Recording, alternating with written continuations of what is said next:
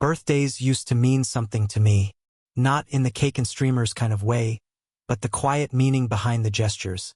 How well someone knew you, how much thought they put into the little details. I'm not hard to please. I don't expect gifts that cost a fortune or some Pinterest-level celebration. But I do notice when something is done with care and when it's not. This year, the day started normally enough. I got a few texts from family, some calls from old college friends. Haley made me coffee, kissed me on the cheek, and said she'd finish work early so we could have dinner. Nothing fancy, but just the two of us. I believed her. That evening, I walked into the kitchen and saw a gift bag on the counter. Flat, kind of sad looking. No bow, no card, not even any tissue paper sticking out of the top. The kind of gift you'd pick up last minute from an office supply closet. I raised an eyebrow, tried to smile. She looked up from her phone and gave me this look. Half amused, half waiting for something. "Go ahead," she said, like she was teeing up a surprise. "You're gonna like it." I opened the bag and pulled out a manila folder. I assumed it was a joke, maybe a fake invoice for a fancy dinner reservation. I started flipping through it, expecting something funny or personal. Instead, I found reservation documents for a hotel in Denver, meeting briefs, an itinerary, flight confirmations, and on top a typed letter. It wasn't addressed to me. It named Evan as an emergency contact and coordinator for the trip. My eyes landed on the dates and my brain did a quick calculation. These were the exact same days Haley had told me she'd been working overtime. I remembered her walking through the door late, pulling her hair into a bun, sighing like she was too tired to even talk. I looked up at her, the folder still open in my hands. She didn't blink. Not once. "Oh my God," she said, rolling her eyes. "That's not the gift. That was a draft packet for work. They messed up the bags at the office." I didn't say anything. Not yet. I just kept holding the folder. She walked over, took it gently from my hands, and said it again. "You misunderstood. I was helping Megan prep for a corporate offsite. That's her stuff. It got mixed into mine somehow. You were supposed to get spa vouchers. I don't know how the mix-up happened." She smiled like it was silly, like I was overthinking. Then she tilted her head. "Are you really doing this right now? On your birthday?" The tone changed sharper now. Defensive. "You can't just enjoy a gift without turning it into some interrogation?" I didn't respond. I wasn't angry. I was cold, quiet, like something inside me had clicked into place. But she wasn't done. "Seriously, why do you always do this? I try to plan something nice, and you ruin it with your suspicion. What, you think I'm lying to you about a gift? That I planned this elaborate scam for your birthday?" She laughed. It wasn't a joyful laugh. It was that short, breathy laugh people do when they're trying to keep you on the defensive. I wanted to ask her who Evan was, but I already knew that if I said his name, the conversation would explode into chaos. Not because she'd be caught, but because she'd find a way to make me feel like I'd crossed a line just by noticing. So I let it sit. She stepped closer, placed a hand on my arm. "Come on," she said gently, almost sweet. "I swear, you'll get your real gift tomorrow. I just need to go back to the office and switch the bags. Don't let a clerical mix-up ruin our night." Clerical mix-up. That's what she called it. I nodded. She leaned in and kissed me. Not like someone who wanted to kiss me, but like someone closing a scene. She pulled back and looked at me with concern. "Don't be mad, okay? I know you've had a lot on your plate lately." That last line? That was her closer. She always used it when she needed to end an argument without resolution. A soft shift of blame. "You're tired, stressed, emotional." Not I'm wrong. But I wasn't angry. I was still stuck on how fast the lie had come together. No hesitation. No confusion. As if the story was already sitting on her tongue, waiting for a moment like this. And yeah, something twisted in my gut. That primal, ancient feeling like your body knows something your mind hasn't caught up to yet. But then she was steering the moment towards something else. How I never know how to enjoy a gift. How I read too much into everything. She even pulled the classic. "You always ruin surprises because you can't just trust that someone is doing something nice for you." I said nothing. And that was enough rope for her to keep going. You know what? Maybe I shouldn't have tried. Honestly, this is why I don't plan things anymore. I try and somehow I end up feeling like the villain. I knew that trick. She'd used it before, subtly, not often, but enough that I could recognize the pattern now. Shift the attention. Redirect the blame. Make the moment about my reaction, not her action. But this time I didn't apologize. Not out loud. I just nodded and pretended to move on. Later that night, after we'd eaten and she'd gone to bed early, claiming a headache, I stayed up in the living room, staring at that folder. She had taken it with her, but not before I had a chance to snap a photo of the letter with Evan's name on it. I sat there in the dark, phone screen glowing in my hand, heart pounding a little slower than it should have. Not racing with panic, more like awakening. It's a strange thing, catching your first glimpse behind the curtain. It doesn't blow your world up right away. It doesn't feel like fire. Feels quiet, still, like the exact moment before a wave hits, when everything goes unnaturally calm, and you realize the water's been pulling back for a while. That was the moment I started remembering everything I'd overlooked. But those realizations didn't come until later. For now, all I knew was this. I had been given a gift, just not the one she intended. Not spa vouchers, not some mistake. The truth was starting to show its face, and it had slipped out through the tiniest crack in her performance. After the birthday folder incident, I didn't confront her again, not directly. Something inside me told me not to push. I wasn't ready to accuse. I was ready to watch. And once I started watching, the past started lining up in ways I wish it hadn't. It's strange how things you brushed off suddenly change color. You think you're looking at a series of disconnected moments, until one thread pulls tight and you realize it was all the same rope. There had been signs. Small, innocent things I had explained away. Like the new perfume. I remember the first time I caught the scent. Faint, expensive, unfamiliar. We were getting ready for bed. She kissed me on the cheek, turned off the bathroom light, and slipped under the covers. I remember asking her, "New fragrance?" And she smiled and said, "Yeah, the girls at the office chipped in for a surprise." She said she kept it in her work bag to feel more put together during late shifts. I believed her, at the time. Now I wonder who she was trying to impress during those late hours. Because I never once smelled that perfume in the morning, only after those evening meetings. Then there were the trips.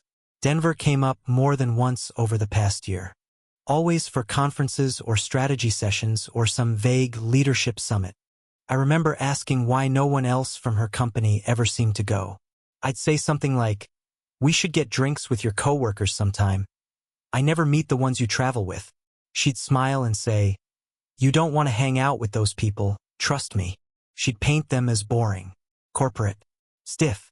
And I accepted that, because what kind of guy demands to meet his wife's coworkers? Felt controlling. And that's the line she always danced right up to. Make me feel like I'm the one being unreasonable. I remember one trip in particular, springtime. She came home from Denver and dropped her suitcase just inside the door, looking drained. I went to hug her, but she pulled back slightly. Said she hadn't showered since the airport and felt gross. She went upstairs and showered for nearly an hour. When I walked in to grab something from the bedroom, she quickly turned off her phone screen and flipped it over on the bed. I asked how the trip went. She said, "Exhausting, but worth it." She never said who was there. Never gave me a single name. Back then I didn't see it. Or maybe I didn't want to. That's what love does sometimes. Turns red flags into yellow lights. You slow down, but you don't stop. Another thing that bothered me in hindsight, the separate bank account. We'd always shared finances. Not because we had to, but because it felt like a team thing. We budgeted together, checked balances together, argued over takeout together. It was ours. Then, one evening over dinner, she casually said she was opening a second account for professional expenses. I blinked. What kind of expenses? You know, she said. Stuff I don't want to clutter the joint statements with. Work lunches, Uber rides, small things. I'll still move money into our shared account. She said it so casually, like it was no big deal. She even framed it as a favor to me. "I know how you hate sorting through receipts." And she was right, I did. But she also knew exactly how to couch a lie inside a convenience. That account became a wall, and I never questioned it again. Until later. Then there were the schedule errors. So many. She used to be the most organized person I knew. Everything went on the shared calendar, dentist appointments, book club, even which nights were laundry night. But sometime around late last year, things started to shift. She'd come home late and say, "Didn't I put that on the calendar?" Or she'd say she told me she'd be gone Saturday morning, but I'd have no memory of it, and no record. At first, I thought I was slipping. Maybe I was too distracted with work. Maybe I forgot. But it kept happening. Little discrepancies, always with a plausible explanation. "Sorry, must have synced to the wrong email. Google Calendar glitched again. You probably just didn't check." There was a night I remember especially well. I had cooked dinner, real dinner, not frozen stuff. Candle on the table. She texted at 7:30 saying she'd be home in 20. She walked in at 9:15. No apology. Just a rushed explanation about her phone dying and getting caught in a client call. Except, her phone was fully charged when I handed it to her. She said I was being dramatic, that I was measuring love in timestamps. I apologized. Again. Another night I woke up at 2 a.m. and she wasn't in bed. I found her downstairs on the patio, phone to her ear, pacing.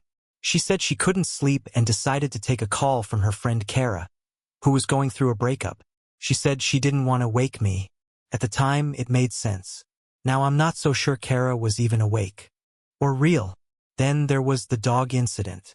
We talked about getting a second dog for months. One weekend, I came home from a guy's trip, and she told me she had visited a rescue center without me. "Just to look," she said. But when I asked where, she hesitated. Said she forgot the name. Said the whole thing was spontaneous. Then, a few weeks later, she mentioned a dog breed we'd never discussed. I asked where she learned about it. She said, "Oh, I think Kara mentioned it." I didn't catch it then, but Kara was becoming her go-to character in every story. Friend. Excuse. Shield. And I believed in Kara like a kid believes in Santa because I wanted to. But the worst flashback, the one that haunts me now more than any of the others, happened months before the birthday folder.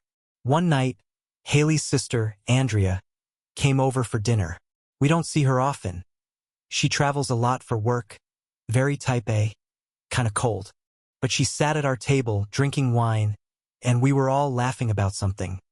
One of those rare, easy nights. At some point, I went into the kitchen to grab more glasses. I came back and caught the tail end of a look Andrea was giving Haley. It wasn't a glare. It wasn't anger. It was pity. Deep, quiet, devastating pity. Like she knew something about me I didn't. Haley noticed me walk in and quickly changed the subject. Andrea barely made eye contact with me the rest of the night. At the time, I wrote it off as tension between sisters. Maybe they'd argued earlier, or maybe Andrea didn't approve of our lifestyle, who knows. But now I replay that look again and again. She knew. Maybe not everything, but enough. The truth is, all of these moments, these scattered, drifting little red flags, they didn't scream at me in real time. They whispered. They were all deniable in isolation. That's the trick. That's how someone gets away with it. But once that birthday folder cracked the foundation, the whole house started to lean, and I couldn't unsee any of it. Not the perfume, not the bank account, not Denver, not Andrea's eyes. Now everything added up, not to a single moment of betrayal but to a pattern, a design. And it was almost perfect. Almost. The moment everything snapped into place didn't arrive with drama. There was no shouting, no confrontation, no crash of broken dishes. Just a small sound, a notification ding, from the kitchen counter. It was late in the evening, one of those quiet nights where the house feels almost too still. Haley had gone upstairs to shower, humming lightly as if her life were perfectly ordinary. Meanwhile, mine was hanging by one fraying thread. Her tablet lit up on the counter. Normally, I never touched her devices. Even when suspicion crawled underneath my skin, I kept my distance because I still wanted to believe I was wrong. I wanted to trust her. Maybe that was my flaw, giving trust without demanding proof. But that night, the tablet lit up with a preview of a voice note transcription. And my name wasn't in it. Evan's was. At first, I didn't even intend to read it. But my eyes landed on the first line before I could turn away. I'll sneak out through the back terrace like last time. I froze. Last time? The message continued. Just make sure you don't get seen near the pool. My heartbeat didn't spike. My hands didn't shake. Instead, everything inside me went completely, unnervingly calm, like the eye of a storm had just settled directly over my chest. I picked up the tablet, not even bothering with guilt. The voice note waited behind the lock screen, and I knew the passcode. She used the same one for everything. Her birth month and day. She once joked it was because she never wanted her whole life locked away behind numbers. I tapped it in. The screen opened. The message was still there, waiting. I didn't press play immediately. It felt like touching something radioactive. That last fragment, like last time, kept repeating in my head, looping with perfect clarity. My memory flashed to a dozen little moments. Her late returns, her showers that lasted too long. The nights she slipped downstairs because she needed air. Then I pressed play. Her voice filled the quiet kitchen. Calm, steady, almost cheerful, like someone making weekend plans. Hey, babe, she said. Babe, not Evan, not anything specific. A casual int asterisk Macy anyone could claim. I'll sneak out the back terrace like last time. You just need to avoid being seen near the pool. I don't want neighbors talking.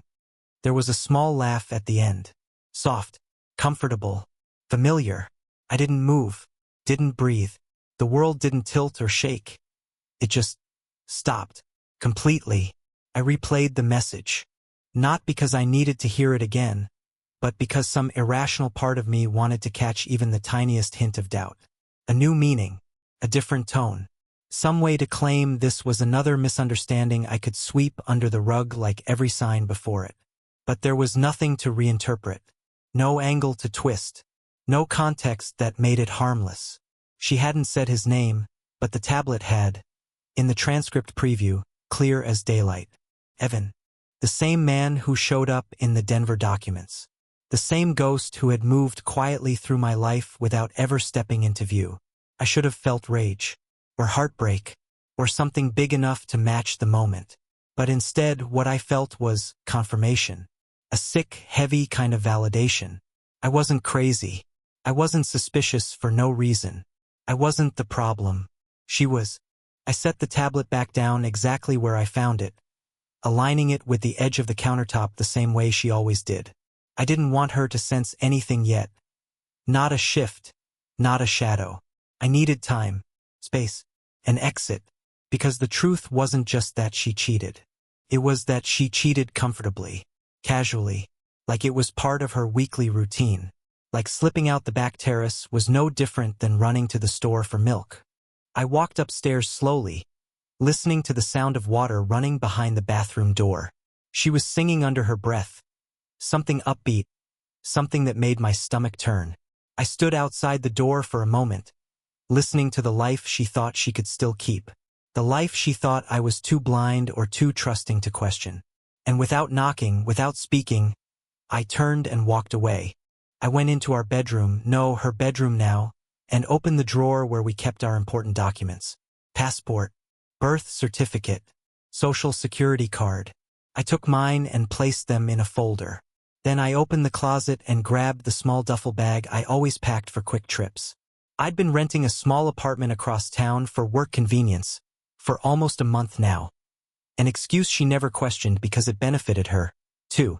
She liked her alone time. It gave her room to reset. I packed only what I needed, only what belonged to me.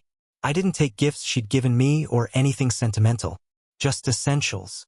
I was done confusing possessions with memories, and memories with reasons to stay. Before leaving, I walked to the dresser and pulled off my wedding ring, the symbol she had hollowed out long before tonight. I placed it gently on top of her laptop. Not tossed, not thrown, just set down with the same quiet finality she had given me in that voice note. I didn't leave a letter. I didn't leave a text. I wanted the silence to speak for itself. She wanted secrecy. She wanted hidden exits and back terraces and quiet arrangements whispered into microphones. So I gave her the one thing she never expected from me: a disappearance she didn't control. I walked through the house one last time. The kitchen where we once danced badly to old songs. The living room where she fell asleep on my chest during movie nights. The hallway where our framed photos still smiled like liars. Then I stepped outside, locked the door behind me, and left without a sound. Not out of anger, not out of fear, out of certainty. Our marriage wasn't ending because she cheated.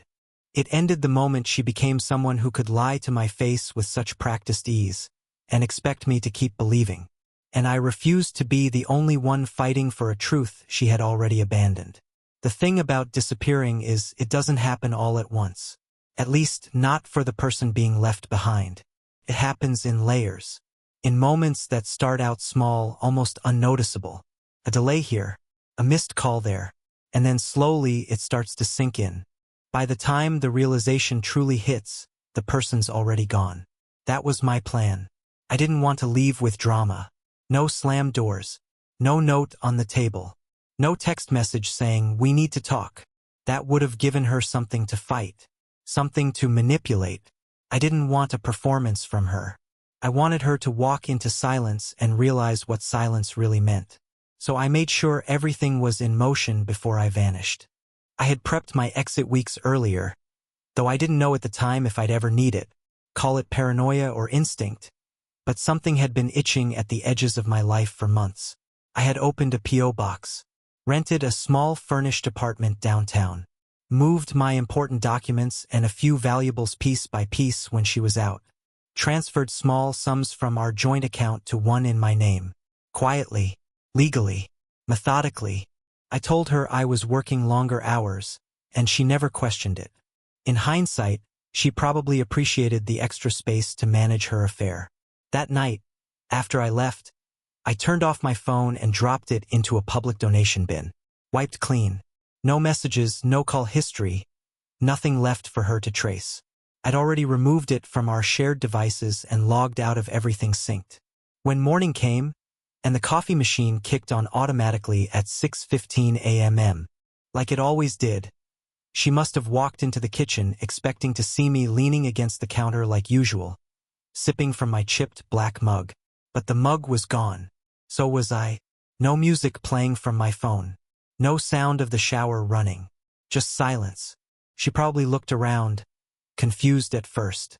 Maybe thought I'd gone out for a run or was already at work. But then she would have checked her phone. Seen nothing from me. Tried to ping my location through our linked accounts. Nothing. When she walked into the garage, my car wasn't there. That's probably when it hit her that something was wrong. Not suspicious. Not accusatory. Wrong. I imagined she went to the bedroom, hoping I'd left a note. Something she could use to anchor herself. But instead, she found one thing waiting for her. My wedding ring, set carefully on top of her closed laptop, just like I left it. It wasn't angry. It wasn't vengeful. It was deliberate. That was the moment I wanted her to understand. Something had shifted. This wasn't a tantrum or a silent treatment. This was a conclusion. By the second hour, I bet she started calling people. Me. My office. Probably my brother Mark. And that's when she found out the truth. I had resigned from work 2 weeks earlier. No announcement. No drama. Just a quiet exit and a severance check I negotiated without her knowing. My coworkers, the ones she only met a handful of times, didn't even think it was strange. They said I'd mentioned starting over. That I was going off the grid for a while. They didn't know the details, and they didn't need to. By the third hour, I'm sure the panic started to set in. Because by then, the truth was unavoidable. I hadn't left for a jog. I hadn't gone to work. I hadn't stormed off in a burst of emotion. I had planned this, carefully. I imagine she tore through the house after that, checking drawers, closets, looking for clues. She'd see my clothes were gone. My computer. A few personal books. She'd open our safe and find only her documents. I didn't take anything that belonged to her. I wanted it clear. This wasn't theft or spite. This was distance. Cold, clean distance. And somewhere, during all that searching, she'd realize what terrified her the most. There was nothing left to hold on to. Not a note, not a goodbye, not a thread of conversation she could pull on to bring me back. Just the space I'd left behind. I wanted that space to speak louder than words ever could. And I knew her well enough to know what came next. She'd try to justify it, to herself, maybe to her sister. She'd say I was overreacting, that it was just a misunderstanding, that we were in a rough patch, and I took it too far. She'd lean into that version of the story hard. But eventually, she'd realize there was no one left to sell it to, because I had already started erasing myself from her world before she knew I was even considering it. The credit cards connected to our joint account were frozen that morning. I called the bank the day before and had them lock everything except the basic utilities.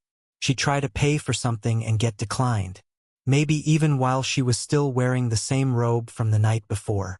I picture her dialing the bank, getting frustrated, realizing she didn't even know the answers to the security questions, because she never bothered to, because she thought I always would. By midday, she'd be scrolling through our shared social media accounts, trying to see if anything had changed. And there it would be, photos of us gone, posts archived, albums empty. And then she'd call my brother, and he'd pick up because we planned that part together. She'd call crying, panicked, confused. She'd ask where I was, ask if I was okay, ask if he'd heard from me. He'd say calmly, "He's safe." Then he'd say the line I gave him word for word. "He's not looking for revenge. He's not trying to punish you. He's just finally choosing himself." That's it. No yelling, no blaming, just fact. I think that's when she'd start to understand, not just what was happening, but what it meant, that she wasn't going to get the closure she wanted. No dramatic confrontation, no opportunity to twist the narrative, no stage for her to reclaim sympathy. She was just alone, standing in the ruins. And that's the thing about people like Haley, they count on second chances. They believe in scenes. They live for emotional resets. But this wasn't that. This was the sound of a door that only shuts once. And the scariest part for her? She hadn't even heard it close. I didn't have to be there to know how the next few days went for her. I could picture it clearly, like watching a movie I'd already seen, just this time from the outside. At first, she probably clung to the idea that this was temporary, that I just needed time, that I was processing things like I always did. I go quiet, then come back around. That was my pattern, after all. That's what she was used to. That's what she was counting on. But what she didn't realize, what she never saw coming, was that while she'd been treating our marriage like a safety net, I'd been cutting the ropes, one by one. The isolation wasn't accidental. It wasn't out of bitterness or spite. It was strategic, measured, controlled. Not to punish her, but to protect myself from the inevitable narrative she'd try to spin. The first thing she probably noticed was the photos. Gone. Every photo of us. Together, smiling, traveling, building a life. Vanished from our shared cloud drive. The albums we curated over nearly a decade. Erased. Not deleted, just removed. Reclaimed. I imagine her scrolling through her phone, panicking, refreshing, thinking it was a sync issue. She'd check her laptop next. Then the tablet. All empty. Nothing left but her solo sh*TS. Selfies taken in hotel mirrors, gym check-ins, brunch plates. She'd feel that first twinge of panic. The kind that settles low in your chest when you realize something's not just missing. It's been taken back. Then she'd check our shared contacts. And there too things would feel thinner. Mark, gone. His wife, Lena, gone. 3 of our closest couple friends, disconnected, because I'd spoken to them already. I didn't smear her. I didn't give them a play-by-play. I didn't want pity or backup. I just told the truth, that she had chosen another life, that I was stepping away from the wreckage she left behind. And the funny thing is, most of them weren't surprised.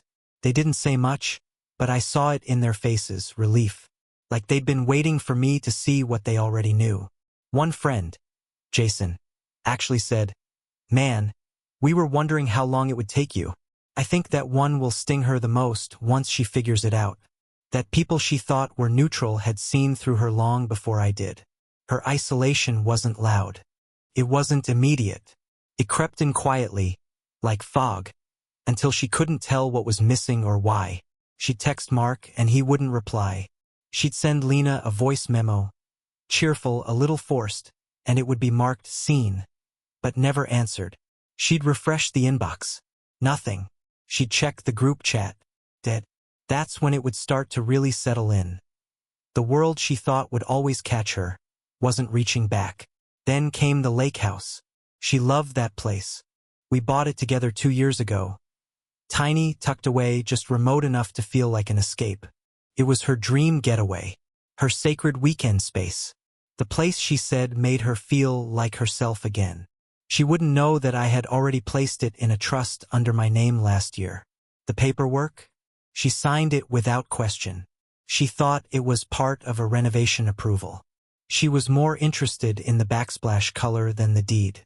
And now, the smart lock wouldn't recognize her code. I imagined her standing there, luggage in hand, punching the numbers in again and again, assuming it was a glitch. She'd try to log into the control app, denied. She'd call the property management company and ask why her access was revoked.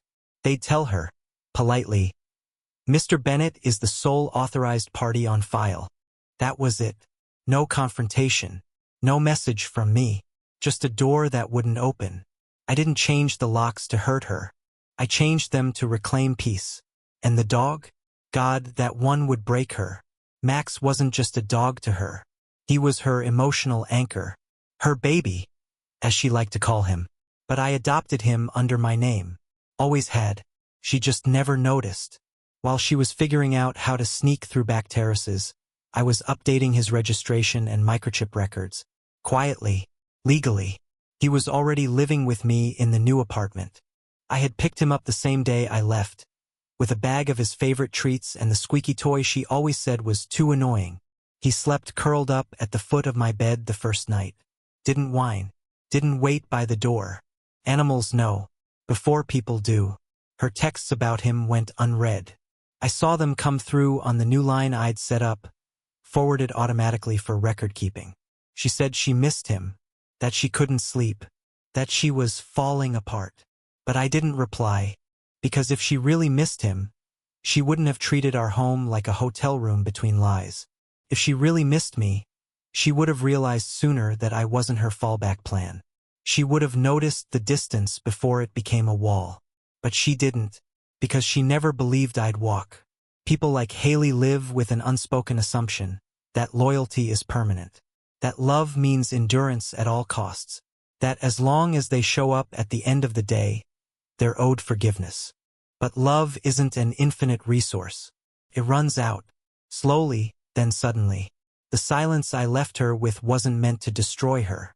It was meant to reflect something back at her. To show her what life looks like when there's no one left to perform for. No one left to manipulate. No audience. Just mirrors. I know her well enough to know what she's doing right now. She's on social media more than ever. Posting throwbacks. Captioning things with vague regrets. Trying to signal to mutual friends that she's hurting, but not guilty. She's rewriting the story one post at a time, hoping someone will ask what happened. But no one does. Because they already know. She underestimated how many people were watching. How many saw the way I bent over backwards to keep us together while she slid out the side door over and over again. And now? Now she's realizing that consequences don't always arrive in the form of drama. Sometimes they arrive in silence. In closed accounts. In frozen stares from people who once smiled back. That's what real isolation feels like. Not being shouted at, but being looked through. And the worst part? She knows she did it to herself. She showed up at Mark's place 3 days later, crying, frantic, rehearsing a story even she didn't believe, said it was a mistake, that she never meant to hurt me, that she thought we were strong enough to come back from this. Mark didn't say much, just handed her the message I had written in advance. I'm not angry. I'm not seeking revenge. I simply don't want to be tethered to someone who made me feel disposable. She broke down when she heard it. Not because it was cruel, but because it was final. No plea, no second chance. Just closure. And she had no idea what to do with that kind of silence. I saw her once more, months later, in a coastal town where no one knew our names. Karen and I had just left a bookstore, her son holding my hand. Haley spotted me first. She walked toward us slowly, as if in a dream. When I looked up, she stopped. Her lips trembled. She mouthed something, maybe an apology, maybe just my name. I didn't speak. I didn't need to. My expression said what words couldn't. It's too late. I turned, took Karen's hand, and walked away. That moment, that quiet, shattering stillness, was the only ending the story ever needed.